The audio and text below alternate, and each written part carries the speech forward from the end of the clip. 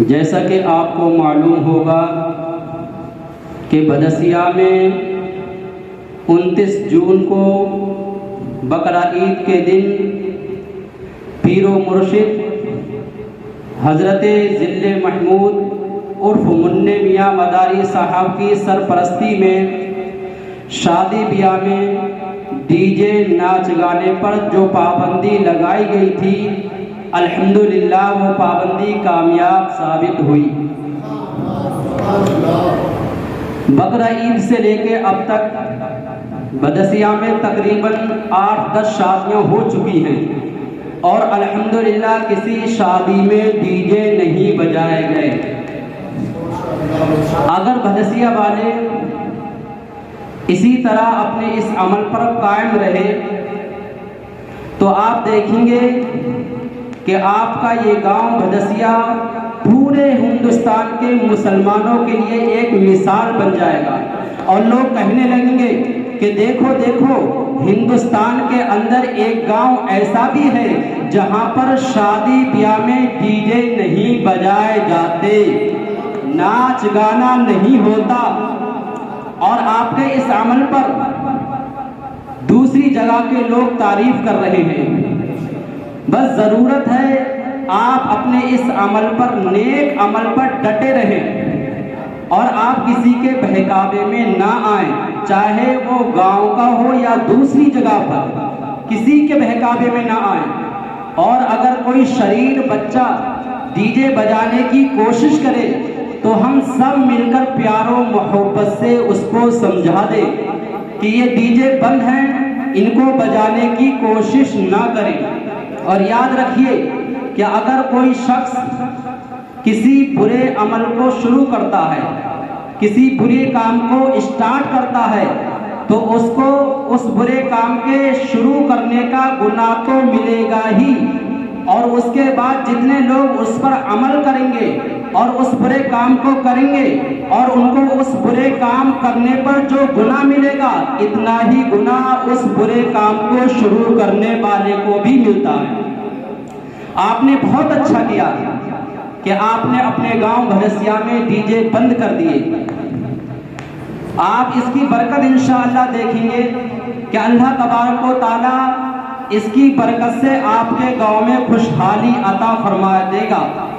और आए दिन जो छोटे मोटे हादसात होते रहते हैं, अल्लाह तबारक व तआला इन हादसात से भी आपकी हिफाजत फरमा देगा। और सारे मुसलमानों से मेरा कहना है, बदसिया के आसपास जो इलाके हैं उनसे मेरा कहना है, और ख़ास तौर से बदसिया के चारों तरफ जो गांव हैं, रमज़ानपुर, गौरामई, लोहाठेर, इस्माइलपुर, उन सब से मेरी मुअद्दिबाना गुजारिश है कि आप लोग भी अपने यहाँ पर डीजे बंद करने की कोशिश करें। डीजे के बहुत सारे नुकसानात हैं, सिर्फ नाच गाना ही नहीं होता बल्कि बहुत सारे नुकसानात हैं। उसमें से एक नुकसान ये भी है कि हमारे नौजवान बच्चे शराब पी पी कर नाचते हैं और फिर धीरे धीरे वो शराब के आदी बन जाते हैं। आज हम बन रहे हैं कि हमारे बच्चे शराब के आदी बनेंगे। क्या कोई अच्छा बाप ये चाहेगा कि उसकी औलाद बुरे रास्ते पर चले? नहीं, कभी नहीं। कोई अच्छा बाप कभी ये नहीं चाहेगा कि उसकी औलाद बुरे रास्ते पर चले। और आखिर में मैं तमाम बदसिया वालों का शुक्रिया अदा करता हूँ कि उन्होंने डीजे बंद करने में हमारी मदद की, और ख़ास तौर से बदसिया की ख़वातीन का शुक्रिया अदा करता हूँ, माओ बहनों का शुक्रिया अदा करता हूँ कि उन्होंने अपने बेटे, अपने भाइयों को समझाया कि डीजे और नाच गाना बुरी चीज़ है, इसको ख़त्म कर देना चाहिए। और शुक्रिया अदा करता हूँ गांव के हुफ़ाज़े किराम और आइम्माए किराम का भी कि उन्होंने सख्ती के साथ इस पर अमल किया और इसी तरह आगे भी सख्ती के साथ इस पर अमल करते रहे। और शुक्रिया अदा करना चाहूँगा पीरो मुर्शिद हज़रत ज़िल्ले महमूद उर्फ मुन्ने मियाँ मदारी साहब का कि उन्होंने अपना कीमती वक्त हमें दिया और उन्हीं के मशवरे से ये पाबंदी की लिस्ट तैयार की गई। और उस पाबंदी की लिस्ट में हजरत का नाम भी लिखा गया।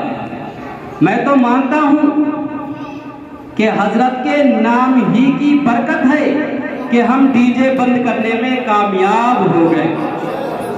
जरा सोचिए कि हजरत के नाम की बरकत का ये आलम है तो हजरत की जात की बरकत का क्या आलम होगा। आप सादात में से हैं, सैयद भी हैं, आपकी बात ना मानना तो बहुत दूर की बात, आपकी शान में उफ भी कहना एक गुस्ताखी है। और मैं शुक्रिया अदा करना चाहूंगा खास तौर से भदसिया के नौजवानों का, उनका डीजे बंद करने में बहुत बड़ा अहम किरदार है।